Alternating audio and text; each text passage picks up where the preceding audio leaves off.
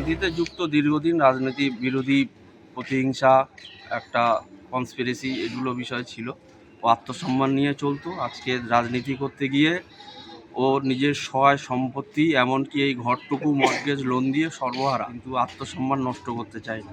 বিগত দিনে একটা টোটো, যে স্বচ্ছ ভারত মিশনের টোটো নিয়ে একটা মিডিয়া হয়েছিল, সেই মিডিয়ায় বলা হয়েছে যে 12টি টোটো নাকি এখানে ছিল, তার থেকে 9টি ও বিক্রি করে খেয়েছে, 3টি আছে, এবং সেটা বহুল প্রচারিত হয়ে যাওয়ায় ও মানে আত্মসম্মান বোধের খাতিরে নিজেকে সরিয়ে নিয়েছে, আমরা যেটুকু বুঝতে পারছি।